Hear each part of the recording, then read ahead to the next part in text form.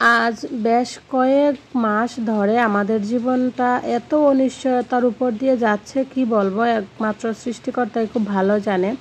হঠাৎ করে সেদিন আমাদের উপরে এমন একটা চাপ সৃষ্টি হয় যেটা আসলে বলার মতো না। হঠাৎ করেই সব কিছু ছেড়ে দিয়ে, সব কিছু আশা ছেড়ে দিয়ে চলে গেছিলাম বাড়িতে, যার কারণে মধ্যে 2 দিন ভিডিও দিতে পারি নাই। এত খারাপ পরিস্থিতির মধ্য দিয়ে গেছি যেটা একমাত্র আমরা জানি। আপনাদের সাথেও শেয়ার করার মতো মন মানসিকতা ছিল না, যার কারণে শেয়ার করতে পারি নাই। এই ভিডিওটা হচ্ছে বুধবারের আর কি, বুধবার সকালে। তো তখন বাজে প্রায় সকাল 10টার মতো। সৃষ্টি সকালে স্কুলে চলে গেছে, তারপর ওর বাবু ওকে স্কুল থেকে আনতে যাবে। তখন রাত্রি বলতেছে যে ও যাবে, তো ওই তো ওকে আমি রেডি করে দিচ্ছিলাম, ভাবলাম আপনাদের সাথে একটু শেয়ার করি। Hello everyone, good morning, welcome back to my channel Uttama's blog and cook. কেমন আছেন আপনারা সবাই? আশা রাখছি যে যেখানে আছেন সবাই খুব ভালো আছেন আর সুস্থ আছেন। আর আমরাও আপনাদের দোয়া, ভালোবাসা এবং ভগবানের আশীর্বাদে মোটামুটি ভালোই আছি। তো বুধবারে আসলে দিনটা ভালোই গেছিলো। হঠাৎ করে বৃহস্পতিবারে আমাদের সাথে এমন ঘটনা ঘটে আর কি বলবো, যার কারণে আপনাদের সাথে আমি কোনো ভিডিও শেয়ার করতে পারছিলাম না আর কি। এই ভিডিওটা আসলে বৃহস্পতিবার যাওয়ার কথা ছিল, কিন্তু বৃহস্পতিবার ওই যে বললাম আমাদের উপরে অনেক কিছু হয়েছে আর কি আমাদের সাথে, যার কারণে ভিডিও শেয়ার করতে পারি নাই। তো এই তো ওকে রেডি করে দিচ্ছি, রেডি করে ওকে পাঠিয়ে দেবো ওর বাবার সাথে স্কুলে। ওর বাবা সৃষ্টিকে নিয়ে আসবে আর কি। তো ওই দিন ওর বাবার বন্ধ ছিল, তো সেই জন্য ওর বাবাই সৃষ্টিকে স্কুলে নিয়ে গেছিলো, নিয়ে আসছিল। রাত্রি নিজের জুতা নিজেই পড়তে পারে, এই যে দেখেন কি সুন্দর নিজের জুতা নিজে পড়তেছে। এই যে রাত্রি রেডি, দিদিকে নিয়ে আসবে স্কুল থেকে, রাত্রি রেডি। ওরা চলে যাচ্ছে সৃষ্টিকে আনার জন্য। হ্যাঁ, তুমি দিদিকে আনার জন্য যেতেছ? আচ্ছা,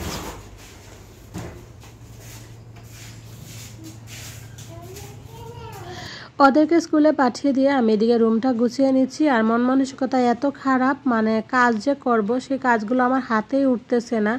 কখনের কাজ যে কখন করতেছি আমি নিজেও বুঝতেছি না। আমাদের অফিস মোটামুটি ফাঁকা, আমরা আর 3-4 জন আছি আর কি অফিসে। সবাই চলে গেছে, সবাই সবার চাকরির আশা বাদ দিয়ে বাড়িতে চলে গেছে। তো আমরা আসলে আমাদের যে সেই দিনটা আজকে চলে আসবে, আমাদেরকেও চলে যেতে হবে। সব কিছুর আশা বাদ দিয়ে আমরা কখনো কল্পনাই করতে পারি নাই। এই তো সকালটা সুন্দরভাবেই শুরু করছিলাম, হঠাৎ করে দুপুরে রান্নাবান্না খালি শেষ হয়েছে, এই মুহূর্তে আমাদের উপরে চলে আসে এত বড় একটা কি বলবো বিপদ, যেটা বলার মতো না। এখন হয়তো যে সহজে আমি কথাগুলো বলতে পারতেছি, তখন এই সহজে আমি এই পরিস্থিতি ছিলাম না যে আপনাদের সাথে আমি ভিডিওটা এডিটিং করে শেয়ার করব। তো এখন যেহেতু মোটামুটি পরিস্থিতিটা একটু আগের চেয়ে ভালো হয়েছে, সেই জন্য আমি ভিডিওগুলো এডিট করে ভাবলাম আপনাদের সাথে একটু শেয়ার করি।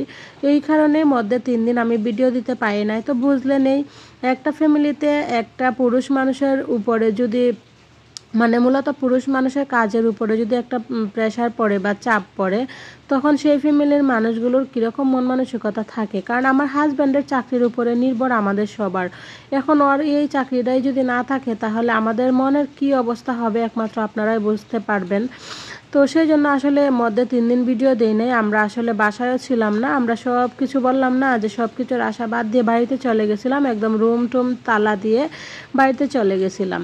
তো এই তো বললাম না যে সকালটা সুন্দরভাবে শুরু করছিলাম। তো বিছানা টিছানা গুছিয়ে ভাবলাম পূজা টুজা যেহেতু চলে আসছে, আর একটু সুন্দর করে সব কিছু ডিপ ক্লিন করে নিই। তো সেই জন্য ভাবলাম আজকে যে আমি এই রুমটা আজকে ক্লিন করি, তারপর অন্যদিন অন্য রুম ধরবো। তো একদিন করে একটা রুম ক্লিন করলে সুন্দরভাবে সব কিছু একসাথে ম্যানেজ হয়ে যাবে। ধরেন একটা রুম ক্লিন করে তারপর আজকের মতো ক্লিনিংয়ের কাজ শেষ। ধরেন এই রুমটা ক্লিন করে আমি দুপুরে রান্নাবান্না করব, তারপর সারাদিন যা যা কাজকর্ম থাকে অন্যান্য সেগুলো করব। আর একসাথে যদি প্রত্যেকটা রুম আমি ক্লিন করতে যাই, তাহলে দেখা যায় যে রান্নাবান্নাগুলো আমি করতে পারবো না বা অন্যান্য কাজ করতে পারবো না, আবার আমার উপরে একটু বেশি প্রেশার পড়ে যাবে। তো সেই জন্য ভাবলাম এটাই করি যে একদিন একটা রুম ক্লিন করব, তারপর হচ্ছে যে রান্না বান্না, বাচ্চাদেরকে সময় দেওয়া, এই সেই ওইগুলো করব। তো সেই চিন্তা ভাবনা করে আজকে শুধু এই রুমের ফার্নিচারগুলো ক্লিন করতেছি। এই রুমের ফার্নিচার ক্লিন করা হয়ে গেলে তারপর হচ্ছে দুপুরে রান্না বান্না, তারপর যে আদার্স কাজকর্ম থাকে সেগুলো করে নিব। তো খাটটা ক্লিন করে আবার চলে আসলাম আমি ওয়ার্ডরোবে। তো আগে টিভিটা সুন্দর করে পরিষ্কার করে নিচ্ছি, তারপর হচ্ছে ওয়ার্ডরোবের উপরটাও সুন্দর করে পরিষ্কার করে নেব, টিভিটা সরিয়ে। আর এখানে এত পরিমাণে ধুলা বালু আসে আর কি, যেটা বলার মতো না। এক হচ্ছে একতলা রুম, আর এক হচ্ছে সারাদিন যেহেতু এখানে মাল নেওয়া আসা করে, মাল নামায়, তারপর হচ্ছে মাল নেয়, তো সব সময় ধুলার একটা থাকেই। তো সেই জন্য এত পরিমাণে ময়লা পড়ে প্রত্যেকটা জিনিসে, কি বলবো। সপ্তাহের মধ্যে যদি 2 দিনও মোছা হয়, তারপরে যেন মোছা মানে মনে হয় যে বছরে বছর মনে হয় মোছা হয় না। একদিন পরে পরে মুছলেও এত পরিমাণে ধুলাবালি বসে। তো সেই জন্য আজকে আবারও সুন্দর করে আমি মুছে নিচ্ছি ওয়ার্ড্রোবের উপরটা। কালকে যদি আমি না মুছি, এরপরের দিন যদি মুছি, তাহলে দেখবেন যে আবার যেই সেই মনে হবে যে কতদিন ধরে যে এগুলো আমি ক্লিন করি না, এটাই মনে হবে। তো কি করব, পরিস্থিতি যখন যেরকম আসে সেরকমই চলতে হবে। তো ময়লা হইলে তো ময়লা পরিষ্কার করতেই হবে, তাই না? আসলে আমি যে কি বয়স দিব আমি নিজেও বুঝতে পারতেছি না। আমরা এখন এমন একটা পরিস্থিতির মধ্য দিয়ে যাচ্ছি। আমি তো বললামই যে আমার হাজব্যান্ডের চাকরির উপরে আমাদের সবার নির্ভরশীল। আমি, আমার বাচ্চা কাচ্চা, তারপর হচ্ছে আমার শ্বশুর শাশুড়ি, আমার মা বাবা, মানে এই যে একটা মানুষের উপরে আমরা কতগুলো মানুষ ডিপেন্ডেন্ট। সেই মানুষটারই যদি চাকরি নিয়ে কোনো সমস্যা হয়, তাহলে আমাদের পরিস্থিতি কেমন হয় বলেন। আমি যে কি বয় জবাব দিব, কি বলবো, আসলে সত্যি আমি কোনো কিছু বুঝতে পারতেছি না। তো আপনাদের কাছে আমি হাত জোর করে অনুরোধ করতেছি, যদি কোনো ভুল ত্রুটি থাকে প্লিজ আপনারা সবাই আমাকে ক্ষমা করে দিবেন। আপনাদের মূল্যবান কমেন্টসের মাধ্যমে আমার ভুল ত্রুটিগুলো ধরিয়ে দিবেন। আর প্লিজ একটু আমার পাশে থাকবেন, যাতে আমি আমার হাজব্যান্ডের সাথে মানে একটু কিছু করতে পারি আর কি। সেটা হচ্ছে সবচেয়ে বড় কথা। আমি এখান থেকে একটু হালকা পাতলা কিছু যদি আর্নিং করতে পারি, সেই আর্নিংটা দিয়ে যদি আমি আমার বাবা মাকে দেখতে পারি, তাহলে আমার হাজব্যান্ড একটু চাপ থেকে মুক্তি পাবে আর কি। একটা মানুষের উপর কতগুলো ফ্যামিলির চাপ, আর তাছাড়া তো আদার্স আছে, আরও রিলেটিভ তো আছে, ওদেরকেও তো মাঝে মধ্যে হেল্প করতে হয়। আর আমরা যে 3টা ফ্যামিলি, আমাদেরকে তো কন্টিনিউ হেল্প করতেই হয়। তো যাই হোক, ক্লিনিংয়ের কাজ মোটামুটি কমপ্লিট। আবার হচ্ছে আমি রুমটা ঝাড়ু দিয়ে নেব, রুমটা ঝাড়ু দিয়ে তারপর দুপুরে রান্না বান্নাতে চলে যাব। তো একটা জিনিস ভালো লাগতেছে যে একটা রুম ক্লিন করা হয়ে গেছে। আর দেখবেন রুম টুম পরিষ্কার পরিচ্ছন্ন না থাকলে না আসলে আমার ভালো লাগে না। আমি একবার না খেয়ে থাকতে পারবো, কিন্তু এই যে এত ধুলা বালি ময়লা এগুলোর মধ্যে আমি থাকতে পারি না, আমি অসুস্থ হয়ে যাই। মানে মূল কথা হচ্ছে আমার কাছে এত ঘেন্না লাগে যে এখানে শুইবো, এখানে বসবো, এত ধুলাবালি, তারপর হচ্ছে এত আলিদুনা। তো আসলে আমার কাছে মানে বললে আমার কাছে কেমন লাগে। তো যাই হোক, এই তো দেখেন ফাইনাল লুক, সব কিছু সুন্দর করে পরিষ্কার করে নিয়েছি। এখন মনের মধ্যে অন্যরকম একটা ফিলিংস কাজ করতেছে। তো চলেন এবার চলে যাব দুপুরে রান্নাবান্না, দেখি কী কী রান্নাবান্না করা যায়। এই যে দেখেন একটা খালা আমরা কাছে কচু দিয়া গেছে, শাক দিয়া গেছে। কচুগুলো একদম টাটকা, তো এই জন্য মা কাইটা নিতেছে। দুপুরে রান্না করবো। হ্যাঁ, শাকগুলো থাকবে, শাকগুলো কালকে রান্না করব। আজকে দুপুরে রান্না করব হচ্ছে কচুগুলো। আর এইদিকে এই যে সৃষ্টিবাবু সকালে কয়টা শাক সবজি নিয়ে আসছে। আমি বলছিলাম শুধু মুখি আর আলু আনার জন্য, আর বাবু এখানে লেবু, তারপর হচ্ছে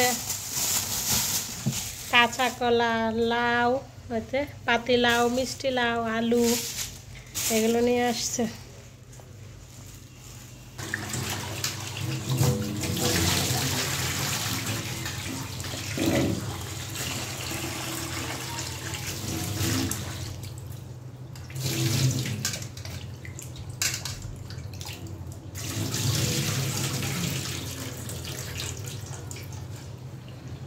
এখন মাছগুলো ধুয়ে নিচ্ছি।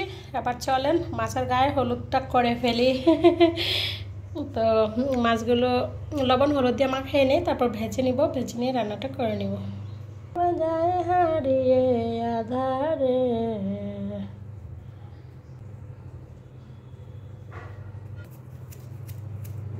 তো এই তো একটু লবণ, একটু হলুদ আর মরিচ দিয়ে মাছগুলো ভেজে মেখে নিই। মেখে নিয়ে তারপর হচ্ছে ভেজে নিব। মাছের গায়ে হলুদ দিয়ে দিলাম। চলেন এবার উল্টায় পাল্টায় ভালো করে ভাইজা নিই, ঠিক মেয়েদের মতো। মেয়েদেরও যেরকম বিয়ের আগে গায়ে হলুদ দেয়, তারপর একবারে বিয়ের পরে লাইফটাকে উল্টায় পাল্টায় ভাইজা নেয়, ঠিক সেরকম মাছের লাইফটাও, মাছকেও ভাজার আগে গায়ে হলুদ দিয়ে তারপর উল্টায় পাল্টায় ভাইজা নেয়। চলেন।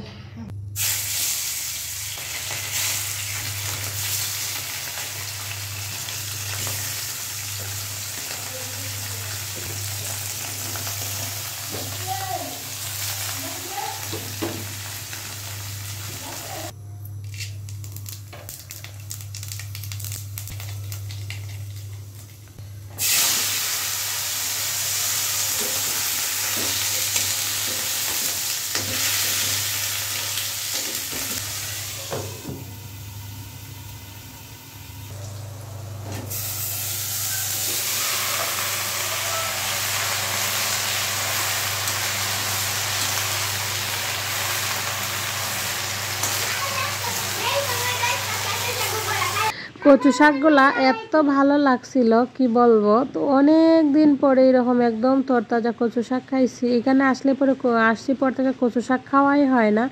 অনেকদিন আগে একবার খাইছিলাম, মা তুইলা আনছিল, আর আজকে খাইলাম। হয়ে গেছে, জলটা নামিয়ে নেবো। আজকে তাড়াতাড়ি রান্না বসানোতে তাড়াতাড়ি হয়ে গেছে। অগলে বাজে মাত্র 12:45। আমার এতে কচুর তরকারি, মাছের তরকারি হয়ে গেছে। এখন শুধু ভাত বসাবো আর মাছের মাথা দিয়ে একটু বোনা করব। এই তো তরকারিগুলো হয়ে গেছে, এবার এক এক করে নামিয়ে নেব। আর আমি যেই খালি রান্নাবান্নাগুলো শেষ করে টেবিলে নিয়েছি, তারপরে হঠাৎ করে খবর আসে যে আমাদেরকে অফিস ত্যাগ করতে হবে। তো মানে কি বলবো, মাথায় যেন আকাশ ভেঙে পড়ছে সেই রকমই একটা অবস্থা হয়েছিল। তারপর এই জন্য এত মন খারাপের মধ্যে আসলে ভিডিও এডিট করে দেওয়াটা আমার পক্ষে সম্ভব হচ্ছিল না। তো এখন ভাবলাম পরিস্থিতিটা যেহেতু একটু মোটামুটি স্বাভাবিক আসছে, তাহলে একটা ভিডিও দেই। আর মানে কি বলবো, আসলে আমি আপনাদের সাথে বলে বোঝাতে পারছি না। এই তো দেখেন আজকে দুপুরে রান্না বান্না, তারপর রান্নাবান্না শেষ করে এই তো মানে 1 ঘন্টা সময়ের মধ্যে সব কিছু রেডি করে নিছি। দেখেন দরজা জানালা সব লাগিয়ে দিচ্ছি, আর এই তো ব্যাগ, আর এই তো এদিকে রেডি হয়ে গেছি। সবারই মন মানসিকতা এত খারাপ, যেটা হয়তো আমি ভাষায় বলে প্রকাশ করতে পারবো না। তো বন্ধুরা এই যে দেখেন এখন বাজে 3:10, রেডি হয়ে গেছি। আর বাবু হচ্ছে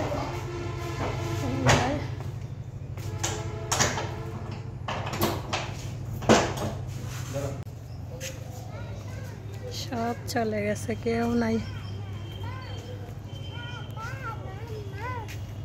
আসো আসো আসো।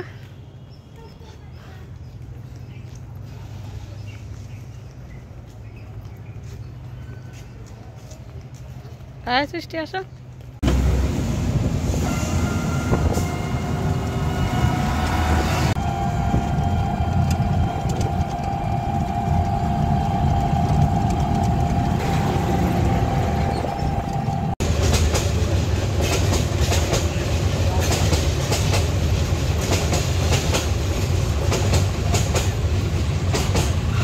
এই তো চাকরি বাকরির আশা বাদ দিয়ে ঘর সংসার ফার্নিচার যা আছে সব কিছু ফেলে দিয়ে মনে একরাশ দুঃখ নিয়ে একদম শূন্য হাতে চলে যাচ্ছি বাড়িতে। জানি না কপালে কি আছে, একমাত্র ভগবানই সব ভালো জানে। তবে প্লিজ আপনারা একটু আমার সাথে থাকবেন, আমি যাতে এই পরিস্থিতিগুলো কাটিয়ে উঠতে পারি। আমার জন্য একটু আশীর্বাদ করবেন, আর প্লিজ আমাকে একটু সাপোর্ট করবেন, প্লিজ প্লিজ প্লিজ। তো চলেন আজকের মতো ভিডিওটা এখানে শেষ করি। সবাই ভালো থাকবেন, সুস্থ থাকবেন। যদি পরিস্থিতি ভালো থাকে আগামীকাল ভিডিওর সাথে অবশ্যই দেখা হবে। তো আজকের মতো এখানে টাটা, বাই বাই।